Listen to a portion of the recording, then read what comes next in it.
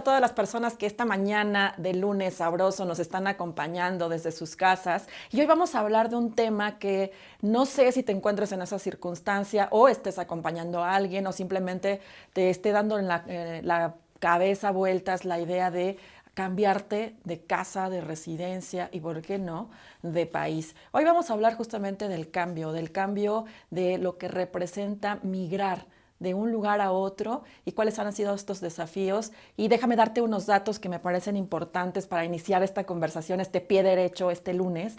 Y es que el 27% de la población que nació en otro país y que radica en México son mujeres.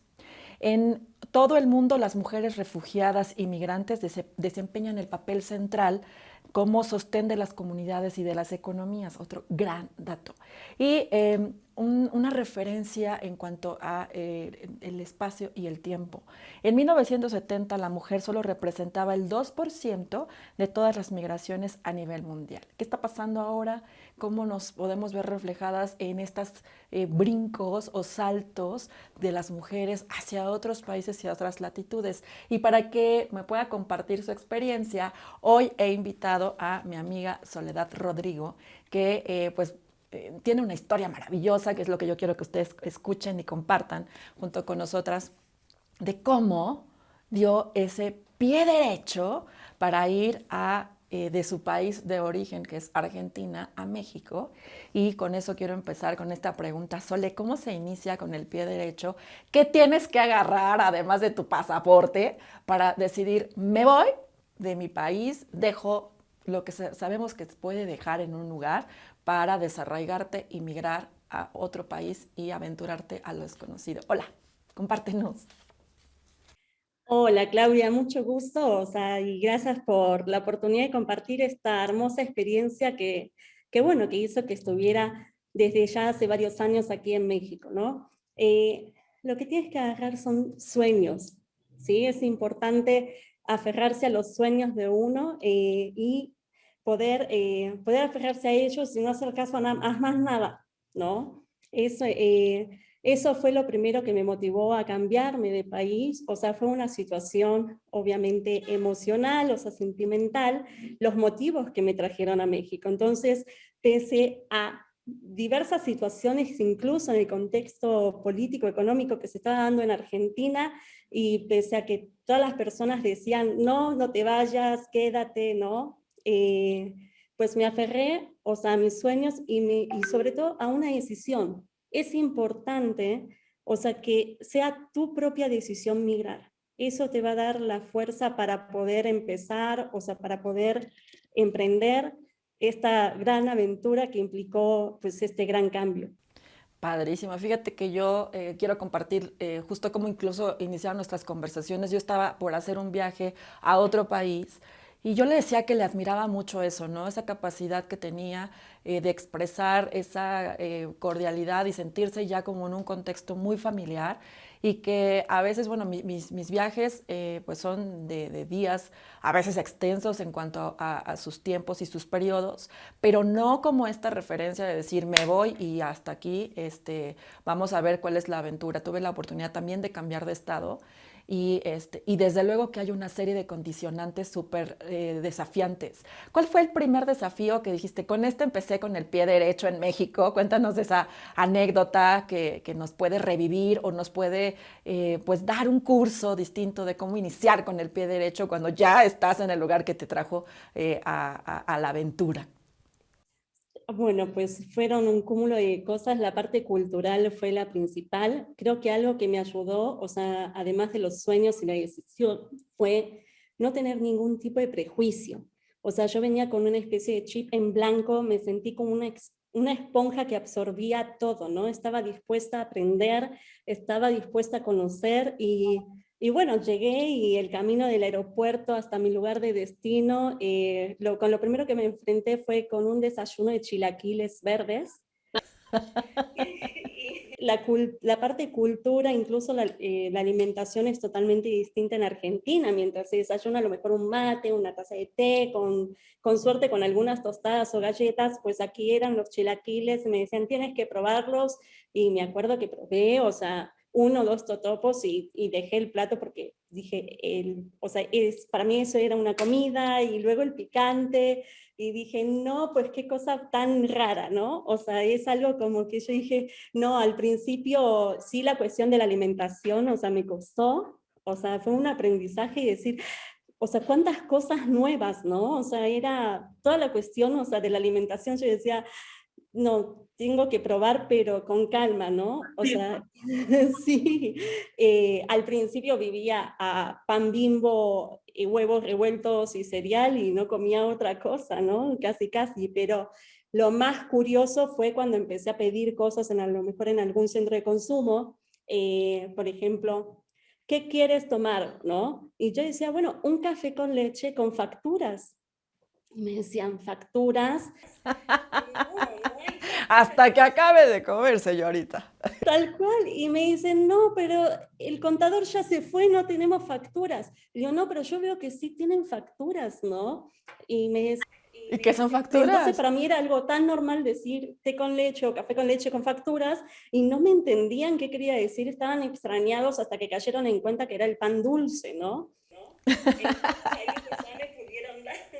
Otro así chistoso fue cuando me dijeron, ¿qué quieres pedir? O sea, en otra vuelta, y yo decía, no, quiero una carne asada, ¿no? O sea, quiero una carne asada. Entonces llega el platillo de carne asada, ¿no? Como se estila y todo, y yo les digo, no, ese no es mi plato. Y todos ya estaban comiendo y ya habían terminado, y yo seguía esperando mi carne asada. Y me dicen, oye, ¿no llegó tu platillo? Le digo, no, llegó uno equivocado, pero ya les dije que no era el mío. Entonces, pues bueno, tuvieron que hacer como de traducción y me dijeron, no, sí, sí, era tu platillo, esta es la carne asada, ¿no? O sea, todos los conceptos diferentes. Fue un bombardeo de cosas que empezó por la parte de la comida, pero por supuesto se trasladó a todo el entorno. Algo, preguntaba muchísimo a la gente que tenía cerca, decía, ¿qué significa esto? Pero llegó un momento también que tenía esta pena de preguntar, ¿no? Sobre todo, algo que me pareció a mí muy obvio, y una anécdota que siempre cuento porque jamás se me va a olvidar, son las películas antiasalto. Siempre iba por periférico, ¿no? Y veía, se venden películas antiasalto. Y yo decía, ¿qué es eso? ¿No? Y me decían, no, es para los autos. Y yo digo, bueno, me imaginaba una película digna de un Oscar. Enseñaban técnicas para evitar asaltos. Y como años después caí en cuenta que se trataba de una película, o sea, para cubrir los vidrios de los autos, ¿no? Pero bueno, es algo como que fue para mí maravilloso enfrentar esa parte, o sea, de conocer, de abrirme a nuevos conceptos, a nuevas ideas, a una cultura totalmente distinta, ¿no? O sea, tenía muy claro de dónde venía, quién era, ¿no? Pero también, o sea, eso es la parte linda. La parte que, o sea, que enfrentamos todas las personas es que en realidad, si bien llegamos con gente conocida, no tenemos la misma red de apoyo que podemos tener en nuestros países de origen, ¿no? Yo había tomado una decisión importante en mi vida, me tenía que hacer cargo de esa decisión, y yo sabía que si habían cosas que compartían con mis redes de origen de apoyo, por ejemplo, con mi familia, con mis mejores amigas de Argentina, lo primero que me iban a decir es regrésate, ¿no? ¿Qué haces allá? Regrésate, ¿no? No tienes nada que hacer. Pero era una decisión mía y yo me estaba haciendo cargo, y tuve que aprender a ser fuerte, a tener una fortaleza, o sea, muy bien trabajada, una inteligencia emocional muy fuerte, porque no podía compartir a lo mejor algún momento en el cual me sentía triste, en el cual no me sentía contenta, o pensaba ciertas cosas que nunca hicieron dudar de mi decisión, pero que sabía que si las externalizaba, pues iba a provocar una presión sobre mí que iban a, o sea, ponerme en duda, ¿no? Entonces, o sea, es estar sola, y sola con tus decisiones, sola con tus problemas, sola con todo lo que se vino encima, y nunca tuviste en cuenta, porque cuando vine a México no estaba en la era de la información como es hoy en día, ¿no? De que y estaba, o sea, A un WhatsApp de distancia de tu familia, ¿no? Tal cual es, o sea, es una cuestión, o sea, bastante compleja, o sea, en esa época apenas estaba ICQ como un método de mensajería, y estaba el sistema de Hotmail para el chat, y te tenías que poner de acuerdo previamente por correo en una hora, entonces mucho más complicado, pero bueno, no imposible, ¿no? O sea, sí, y bueno, algo que ayudó fue toda la gente linda que me rodeó, que fue siempre muy amable y comprensiva conmigo, ¿no? Que ha ayudado a que mi camino sea mucho más fácil y llevadero. Fíjate que hablas de varias cosas, por ejemplo, el lenguaje como parte de un escenario de construcción de una cultura que te va permitiendo integrarte pues a las sociedades, a las comunidades. Hablas también de las situaciones emocionales con las cuales se tienen que trabajar y también nos compartes como estas decisiones que a partir de una tienes que consecuentemente seguir tomando las subsecuentes. Entonces, mira, yo quiero compartirte dos cosas, a lo mejor dos anécdotas que nos van llevando a la otra, porque también quiero abordar cómo se manejan esos espacios en el trabajo, porque tú lo hablas ahorita en tu contexto cotidiano, pero también te tienes que integrar después a cómo se trabaja.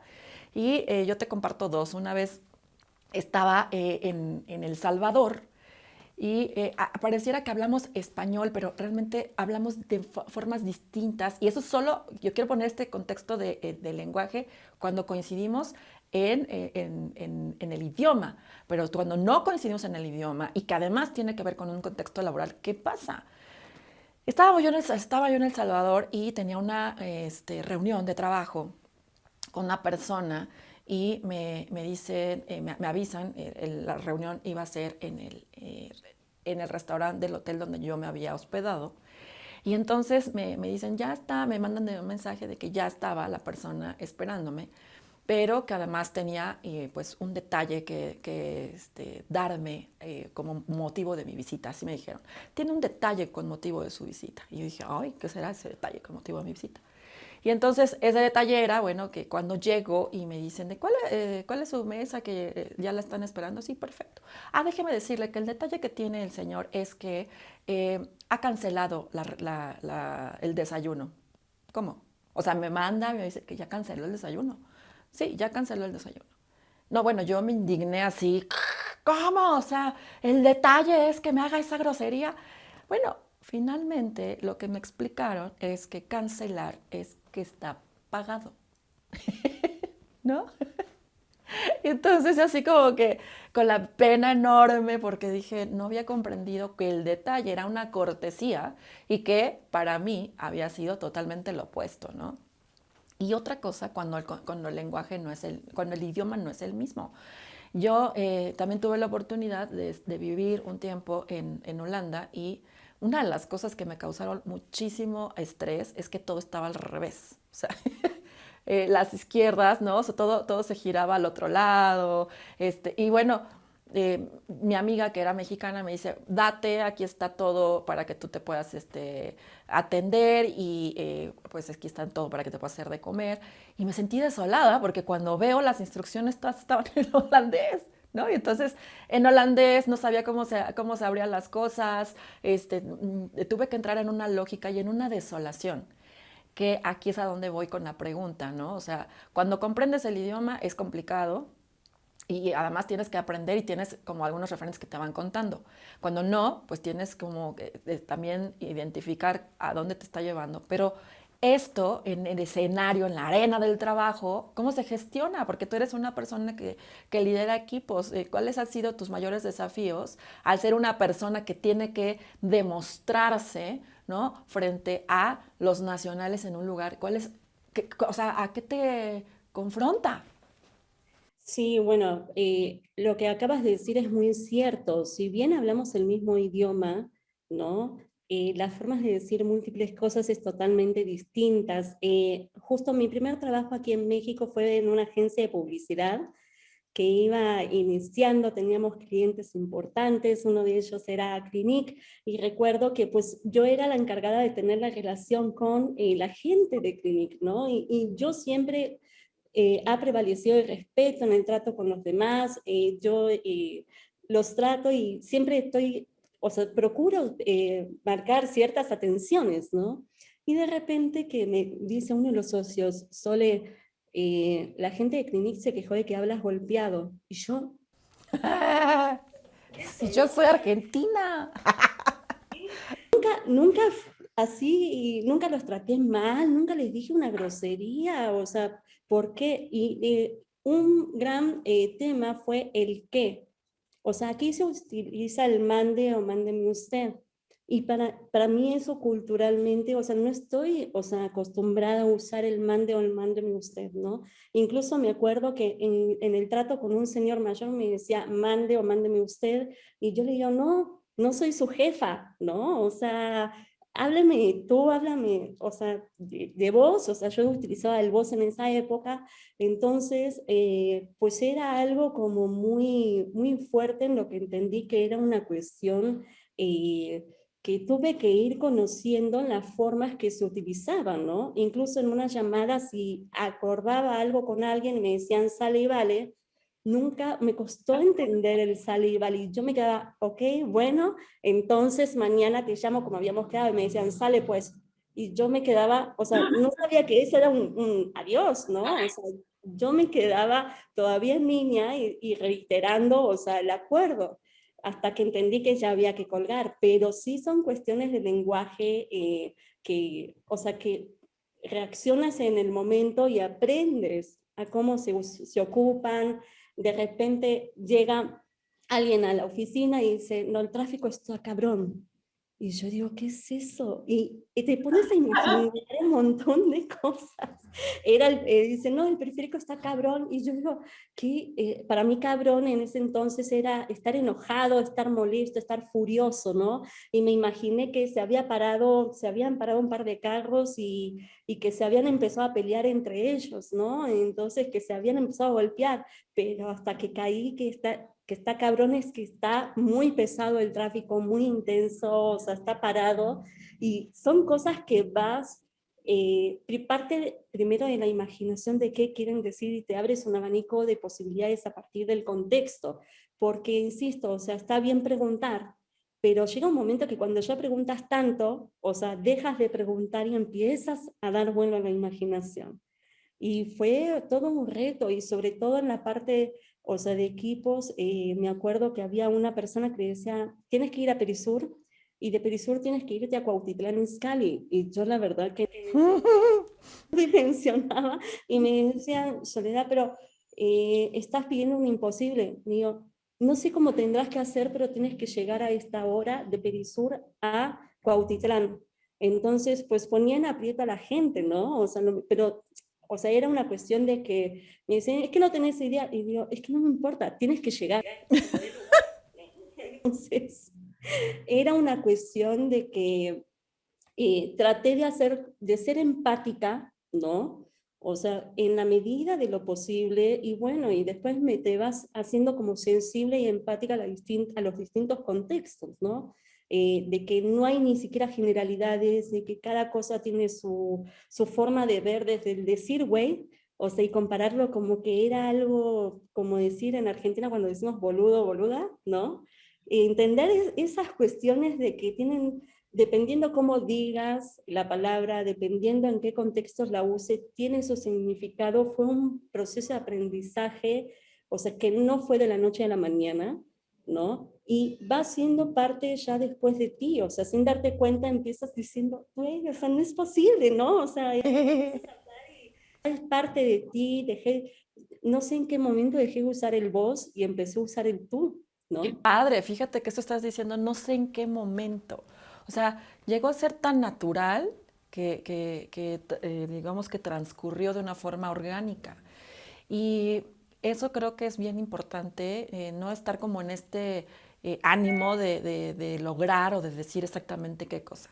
Sole, vamos a ir con ya, fíjate que esta parte de cómo iniciar con el pie derecho, este lunes maravilloso de este día, es como que si alguien tiene que tomar en este momento una decisión tan trascendente como cambiarte de país o simplemente tomar una decisión de desarraigarte de algo, ¿cuáles son estas estos pasos o estas recomendaciones que tú le pudieras dar para compartir en este programa de iniciar con el pie derecho, para iniciar con el pie derecho en tu nuevo hogar o en tu nuevo país o en tu nuevo estado o en tu nuevo trabajo?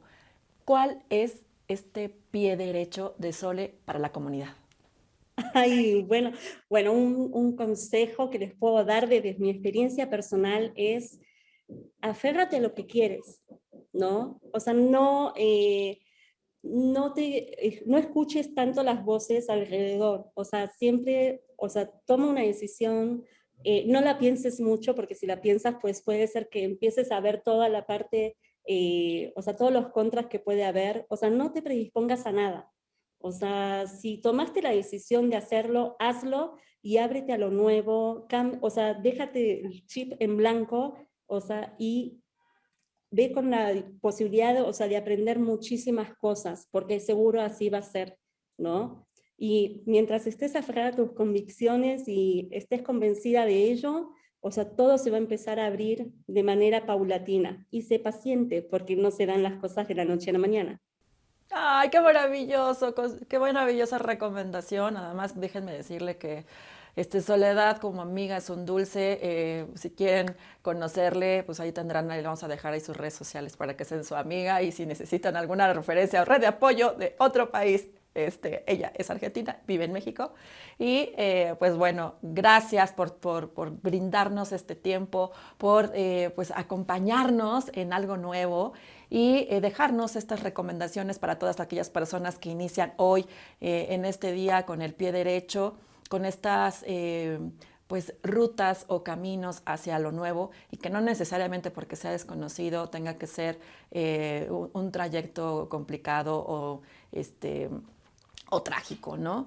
Vámonos a este día agradeciéndole a Soledad que nos haya acompañado, a compartir con estas historias motivadoras e inspiradoras, a iniciar con el pie derecho algo nuevo, dale vuelta al libro, empieza en una hoja en blanco y aventúrate con paciencia a lo nuevo, a la apertura de aprender, tal como lo dijo Soledad. Muchísimas gracias a aquellas personas que nos acompañaron esta mañana para iniciar con el pie derecho y yo les invito a que, como lo decimos en todas las emisiones de este programa, si quieres empezar con el pie derecho, empieza con los pies bien puestos. Nos vemos la próxima semana con un nuevo capítulo. Hasta pronto.